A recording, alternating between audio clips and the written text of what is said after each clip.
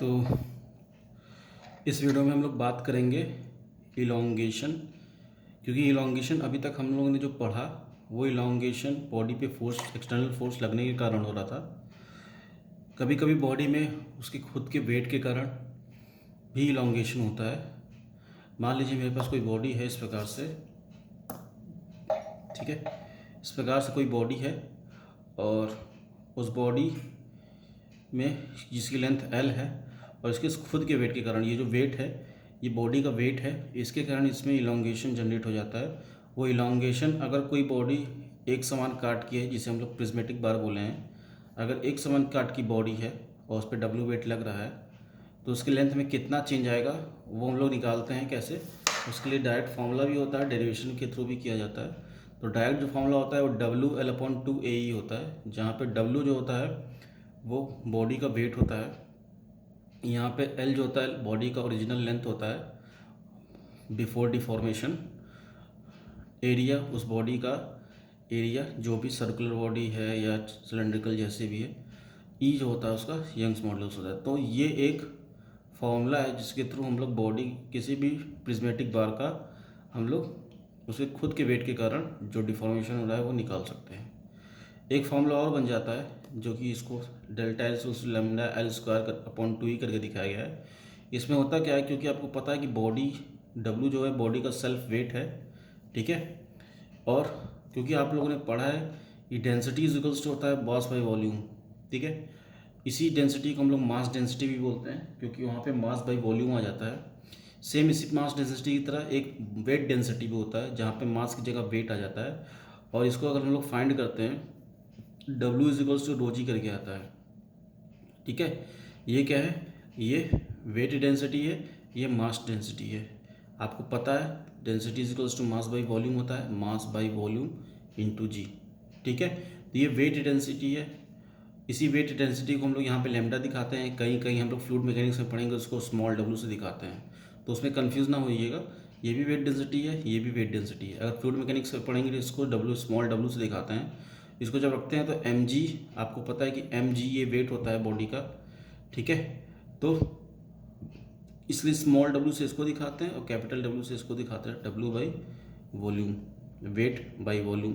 इसी को हम लोग स्मॉल w से दिखाते हैं, तो इसमें कन्फ्यूज़ होने की बात नहीं है, ठीक है। ये भी वेट डेंसिटी है और आपको ये भी वेट डेंसिटी है। तो weight density is equals to होता है mass weight upon volume. Weight body का है जो कि कैपिटल W से दिखा रहे हैं, वॉल्यूम बॉडी का वॉल्यूम है। तो अगर हम लोग को वेट निकालने को हुआ तो वेट डेंसिटी इंटू वॉल्यूम का मल्टीप्लिकेशन करते हैं। अब यही वेट जो निकाले हम लोग इन terms of weight density and volume, इसकी वैल्यू उठा के अगर हम लोग इस वैल्यू पे पुट करेंगे तो ये पुट करने पे आया क्या कि lambda into volume upon L into 2 upon A हो गया।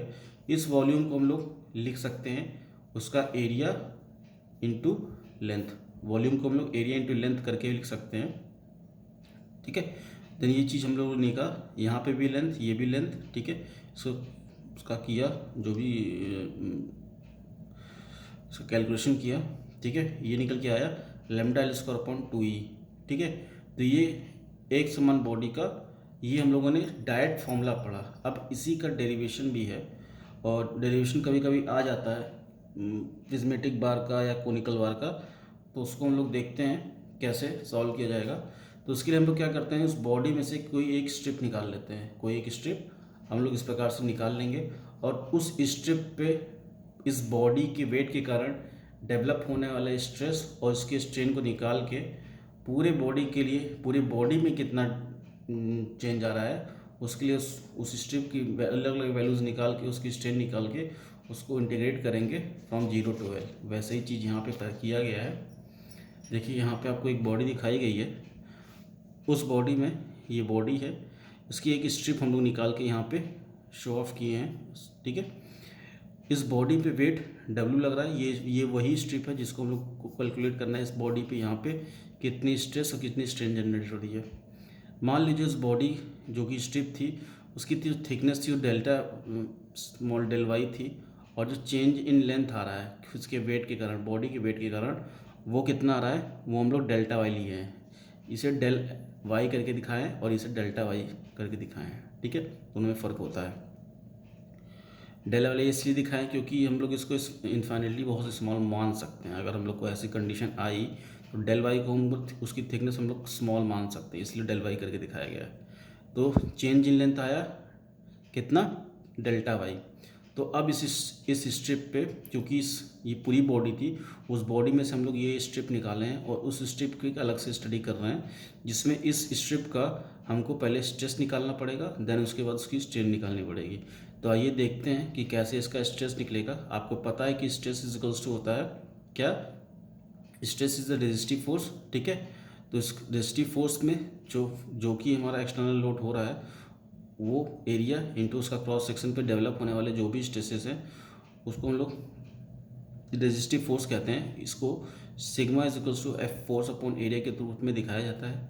अब यहाँ पे जो फोर्स है वो यहाँ पे कोई फोर्स नहीं लग रहा है, ठीक है। यहाँ पे बॉडी के खुद के वेट के कारण लग रहा है, एलोंगेशन हो रहा है। तो यहाँ पे जो फोर्स होगा वो बॉडी का खुद का वेट होगा, ठीक है। बॉडी अपने खुद के वेट के कारण डिफॉर्म कर रही है, तो एफ की जगह वेट रखेंगे अपॉन एरिया। वेट आपको पता है in terms of weight density क्या होता है, आपको भी पता है कि weight density is equals to होता है वेट अपॉन वॉल्यूम, ठीक है। और अगर वेट की वैल्यू निकालना हो तो लैम्डा इंटू वॉल्यूम, ठीक है। लैम्डा इंटू वॉल्यूम, वॉल्यूम को हम लोग लिख सकते हैं एरिया इंटू लेंथ, ये किए हैं, ठीक है। ये एक्चुअल में वॉल्यूम है जिसको हम लोग एरिया के टर्म पे लिख लिया गया है, अपॉन एरिया। यहाँ से एरिया टू एरिया कट जाएगा, वैल्यू आएगी सिग्मा की, मतलब स्ट्रिप पे जो स्ट्रेस जनरेट हो रहा है वो वेट डेंसिटी इनटू उसकी लेंथ, उसकी जो डिस्टेंस है वाई, स्ट्रिप की डिस्टेंस इसके एल से जो है वो वाई रखी गई। यहाँ पे आपको फिगर से दिख रहा होगा, ये स्ट्रिप की डिस्टेंस है कहाँ से, इस रेफरेंस से, क्योंकि हम लोग जो भी नाप लेंगे वो इस रेफरेंस से लेंगे। इस रेफरेंस लाइन से इसकी डिस्टेंस वाई है, ठीक है। तो यहाँ पे आपको स्ट्रेस जनरेट हो गया इस स्ट्रिप पे। अब जब स्ट्रेस जनरेट हुआ है तो बॉडी कोई ना कोई स्ट्रेन लग रहा होगा तभी स्ट्रेस जनरेट हुआ होगा, तो उस स्ट्रेन को भी निकालते हैं। तो स्ट्रेन इक्वल्स टू होता है चेंज इन लेंथ, ये चेंज इन लेंथ हो रहा है, change in length upon original length. Original length कितनी थी, ओरिजिनल लेंथ अगर सिर्फ स्टडी स्ट्रिप की बात करेंगे तो डेल्टा वाई थी, चेंज कितने का हुआ है, डेल वाई का। तो वही किए हैं del y upon delta y, ठीक है। आपको पता है अकॉर्डिंग टू हुक्स लॉ कि stress is directly proportional to strain, ठीक है। और जब प्रोपोर्शनलिटी साइन हटाते हैं तो यंग्स मॉडुलस जुड़ता है। इस प्रकार से हम लोग strain is equals to sigma upon E कर लेंगे। सिग्मा हम लोग निकाले हैं यहाँ से, वैल्यू पुट किए लैम्डा इंटू वाई। स्ट्रेन क्या होता है, change in length of original length, value put किए यहाँ से। इस प्रकार से डेल्टा वाई निकल के आया किसका, स्ट्रिप का। स्ट्रिप में उसके बॉडी के वेट के कारण कितना चेंज आया वो ये निकल के मेरा आ गया। अब ये तो स्ट्रिप का आया है, अगर आपको पूरे बॉडी का वेट चाहिए, उसके पूरे बॉडी का चेंज चाहिए कि किसका चेंज इन लेंथ कितना आया है, तो हमको पता है कि हम लोग इंटीग्रेशन कर देंगे फ्रॉम 0 टू L। तो यहाँ पे for whole bar delta L is equals to integration 0 to L, और इसी का करेंगे इंटीग्रेशन। अब इसमें जो जो कांस्टेंट है, वेट डेंसिटी कांस्टेंट है, ये कांस्टेंट है, इन लोग को बाहर निकाल लेंगे और हम लोग नेक्स्ट यहाँ पे आ जाएंगे, क्योंकि ये कांस्टेंट था, दोनों कांस्टेंट हट गया इंटीग्रेशन से। Integration of y d y आपको आता है स्क्वायर बाई 2 हो जाएगा, ठीक है। वैल्यू पुट किए, ये वैल्यू आ गई किसकी, डेल्टा एल की इन टर्म्स ऑफ वेट डेंसिटी, ठीक है। तो एक इक्वेशन आपको बताया गया था, दो इक्वेशंस होते हैं यहाँ पे, ये तो निकल गया, इसको निकालना है। तो इसको निकालने के लिए क्या किए हैं, कुछ नहीं किए हैं, आपको फॉर्मूला पहले से पता है, weight density is equals to weight by volume होता है। वेट की वैल्यू पुट किए, ठीक है। Del l is equals to ये होता है, वैल्यू पुट करेंगे सब तो डेल एल की वैल्यू निकल जाएगी। मतलब क्या किए हैं, lambda is equals to weight by volume होता है, इस इक्वेशन में बस लैम्डा की जगह वेट बाई वॉल्यूम कर दिए हैं। तो वेट अपॉन 2 नीचे वॉल्यूम, वॉल्यूम को एरिया इंटू लेंथ के फॉर्म में, L टू L कैंसिल, ये आ जाएगा वैल्यू। तो इस प्रकार से मैंने प्रिज्मेटिक बार के दोनों इक्वेशंस को डिराइव करके आपको दिखा दिया। सेम इसी प्रकार से अगर कोनिकल बार आ जाता है, जैसे यहाँ पे कोई कोनिकल बार आ गया, ये कोनिकल बार है, ठीक है। अब ये इसकी शेप कोनिकल है, एक शंकु टाइप का है। ऐसा अगर कोई बार आ जाता है तो उसके खुद के वेट के कारण कितना डिफॉर्मेशन आता है वो ये आया है। आपको फॉर्मूला भी याद करना है और डेरिवेशन भी याद करते समझते रहना है, क्योंकि फॉर्मूला आपकी जो ज़रूरत पड़ेगा वो कंपटीशन में ज़रूरत पड़ेगी। ठीक है, हो सकता है न्यूमेरिकल डायरेक्टली आ जाए, न्यूमेरिकल में भी ज़रूरत पड़ेगी, लेकिन यहाँ पे सेमेस्टर एग्ज़ाम में आपको डेरिवेशन भी आ सकते हैं। तो दोनों को साथ में लेके चल रहे हैं, दोनों चीज़ स्ट्रॉन्ग बेस बनती जाएंगी। तो कोनिकल बार की अगर बात करेंगे तो वहाँ पे प्रिज्मेटिक बार के लिए कितना था, WL/2AE था, यहाँ पे WL/6AE है। यहाँ पे वेट बॉडी का है, length original, area of that body, Young's modulus of that material. Value put किए, वही चीज़ किए, वेट इज इक्वल्स टू क्या हो जाएगा, weight density into volume, volume को एरिया इंटू लेंथ के टर्म पे लिखे, सॉल्व किए, λL²/6AE आया। वहाँ पे क्या आया था, λL²/2E आया था। ठीक है, तो कोनिकल बार के लिए आपको बस अगर प्रिज्मेटिक बार की याद आ गई तो वहाँ पे 2 आता है, यहाँ पे 3 आता है। मेरे ख्याल से इतना ही ईजी है। बट डेरिवेशन भी वही तरीका है। आप कोनिकल बार लिए हो, ये कोनिकल बार है, इस कोनिकल बार की एक स्ट्रिप निकालेंगे और इस स्ट्रिप की उस स्ट्रिप की में उसकी स्ट्रेस और उसकी स्ट्रेन की वैल्यू निकालेंगे। तो यहाँ पे जो स्ट्रिप लेंगे उस स्ट्रिप का जो आएगा वो टेपर्ड शेप में आएगा। ठीक है, तो टेपर्ड शेप में आएगा, तो यहाँ पे पहले से इसकी स्ट्रेस निकालेंगे। ठीक है, बॉडी का वेट ये है, लेंथ ओरिजिनल ये है, रेफरेंस लाइन से डिस्टेंस इस स्ट्रिप की y दिया हुआ है, thickness of stress del y है। ठीक है, चेंज कितना आ रहा है इस स्ट्रिप में बॉडी के वेट के कारण, स्मॉल Δy। ठीक है, जो चीज़ से पहले किए बस आपको स्ट्रेस निकालना है। स्ट्रेस इन स्ट्रिप इस प्रकार से निकाल के आएंगे, कैसे, stress equals to force upon area होता है। फोर्स यहाँ पे इन टर्म्स ऑफ बॉडी है। ठीक है, अगर इसको वेट डेंसिटी के टर्म में रखेंगे तो वेट डेंसिटी इंटू वॉल्यूम, क्योंकि आपको पता है कि वेट डेंसिटी को वेट अपॉन वॉल्यूम होता है।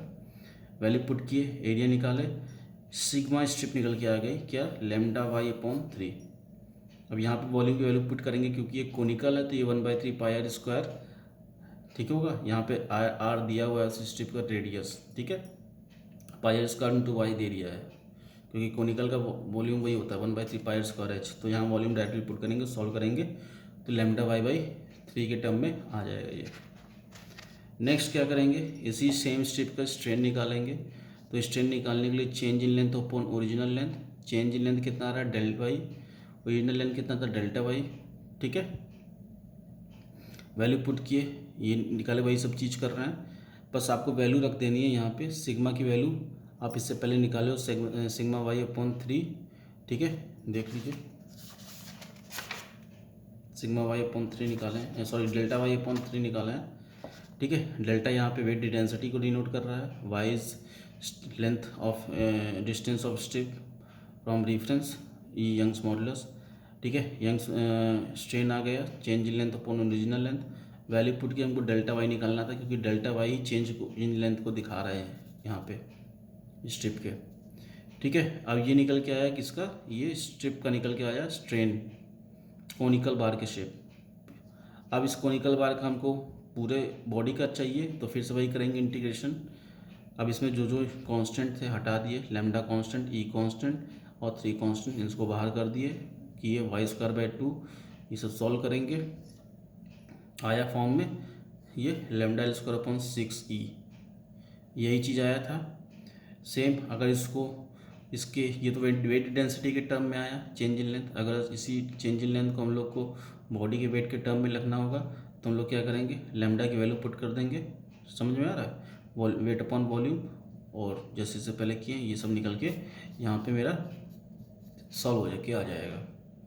दूसरी कभी कभी टेपर्ड बार किया जाती है, लेकिन आपके जो आपका जो उस वो है आपका सिलेबस है उसमें बार के बारे में कुछ ज़्यादा बताया नहीं है, किस बार के लिए आएगा। नॉर्मली हम लोग देखते हैं कि हम लोग कोनिकल बार और ज़्यादातर प्रिज्मेटिक बार का ही देखते हैं, लेकिन अगर टेपर्ड बार के लिए आ जाता है तो टेपर्ड बार का आप डायरेक्टली याद कर सकते हो क्या, कि डेल्टा इज इक्वल्स टू यहाँ पे 4FL/πE d1/d2 है। F फोर्स एक्सर्ट कर रहा है दोनों तरफ साइड से। ठीक है, L उस टेपर्ड बार की लेंथ है, और यहाँ पे इसका जो एरिया है d1/d2। तो इस प्रकार से हम लोग इसका टेपर्ड बार का निकाल के ले आए क्या, स्टेपर्ड बार का मेरा निकल के आ गया चेंज इन लेंथ। तो इस प्रकार से हम लोगों ने देखा कि कैसे किसी भी कोनिकल बार, किसी भी प्रिज्मेटिक बार का डेरिवेशन कैसे उसके बॉडी के वेट के कारण, क्योंकि अभी तक उससे पहले देख रहे थे कि बॉडी में एक्सटर्नल लोड लग रहा था जिसके कारण बॉडी डिफॉर्म कर रही थी या एलोंगेट कर रही थी। लेकिन कभी कभी बॉडी के खुद के वेट के कारण भी बॉडी एलोंगेट करती है। उसी को निकालने का एक फॉर्मूला आया है और ये डेरिवेशन आपको आगे या फॉर्मूला की यूज़ आपको आगे पड़ेगी, बहुत ज़रूरत पड़ेगी। कंपटीशन एग्ज़ाम में तो सीधे सीधे न्यूमेरिकल आता है। ठीक है, बॉडी के ड्यू टू सेल्फ वेट के कारण बॉडी का अगर प्रिज्मेटिक बार है तो उसकी इक्वेशन क्या होगी। ठीक है, तो आपको चारों ऑप्शन में कुछ ना कुछ दे देगा इन टर्म्स ऑफ वेट डेंसिटी या इन टर्म्स ऑफ बॉडी का वेट। अब आपको अगर इक्वेशन पता है तो आप डायरेक्ट टिक कर सकते हो। ठीक है, तो इस वीडियो में इतना ही रखते हैं। शॉर्ट वीडियो बनाने का मकसद यही था कि इसलिए पहले से बना लिए थे, लिख लिए थे, लिखने की जरूरत नहीं पड़ी। वीडियो अच्छा लगा तो कमेंट कीजिएगा। उसके बाद हम लोग नेक्स्ट टॉपिक पढ़ेंगे वॉल्यूमेट्रिक स्ट्रेन, और वॉल्यूमेट्रिक स्ट्रेन पढ़ने के बाद हम लोग थर्मल स्ट्रेस पढ़ेंगे, और थर्मल स्ट्रेस पढ़ने के बाद ये दो टॉपिक बाकी है अभी। एक टॉपिक और है मोहर सर्किल। मोहर सर्किल पढ़ाने को तो हम पढ़ाते हैं लेकिन आपके सिलेबस में आता नहीं है। ठीक है, तो मोहर सर्किल आपके सिलेबस में आता नहीं है तो हम लोग इसको पढ़ेंगे, लेकिन एक टाइम पीरियड के बाद जब मेरा सिलेबस कंप्लीट हो जाएगा तो समझा देंगे आपको, क्योंकि मोहर सर्किल आपको बीटेक में पढ़ना पड़ेगा। तो उसको समझा देंगे कैसे ट्रिक से बन जाता है, कैसे किसी मोहर सर्किल अगर ट्राई एक्सियल फोर्स है या बाई एक्सियल फोर्स है या combination of force, combination of shear force या नॉर्मल फोर्स लग रहा है, कैसे बनेगा सबका, वो सबकी बनाने का तरीका है। तो मोहर सर्किल हम लोग छोड़ के चलेंगे इस चैप्टर में। तो नेक्स्ट हम लोग लेंगे तो वॉल्यूमेट्रिक स्ट्रेन और थर्मल स्ट्रेस के बारे में पढ़ेंगे, और उसके बाद ये चैप्टर मेरा कंप्लीट हो जाएगा। तो हो सकता है नेक्स्ट वीडियो आपको कल या परसों फिर से मिल जाए। तो मेरा एम जो था कि दशहरा के पहले आपका एक चैप्टर निपटा देना है, वो हो जाएगा। प्लस उसके बाद आप कितना नोट्स बना रहे हो, क्योंकि नोट्स भी साथ साथ देते चल रहे हैं। अगर आप रोक के बनाना चाहो तो बन सकता है, क्योंकि ये विजिबल है मेरे ख्याल से वीडियो में। तो बन जाए तो अच्छी बात है, नहीं तो इसकी फ़ोटो क्लिक करके डाल देंगे ग्रुप में, वहाँ से बना लीजिएगा। ठीक है, ये यहाँ से था इलोंगेशन ऑफ ड्यूटी। आप 3-4 पन्ने का नोट्स हम ये ग्रुप में सेंड कर देंगे, तो आप लोग यहाँ से भी देख के बना सकते हो। तो कुल मिला के मेरे पास 2 टॉपिक बचा है, और 2 टॉपिक पढ़ाने के बाद फिर हम लोग सीधे शियर फोर्स डायग्राम पढ़ेंगे। कब? दशहरा के बाद। ठीक है, दशहरा ऐसा तो देख के आइए आप लोग। उसके बाद सीधे हम लोग शियर फोर्स डायग्राम पे कूदेंगे, जहाँ पे बताया जाएगा शियर फोर्स क्या है, बेंडिंग मोमेंट क्या है, क्योंकि आप लोग सब पता है, बस कुछ साइन कन्वेंशंस हैं, उसको अगर याद रखेंगे, और याद करने का क्या है, न्यूमेरिकल सॉल्व करेंगे अपने आप याद हो जाएगा। इसलिए हम लोग शियर फोर्स डायग्राम देखेंगे। तो इस वीडियो में इतना ही रखते हैं, नेक्स्ट वीडियो में मुलाकात होगी।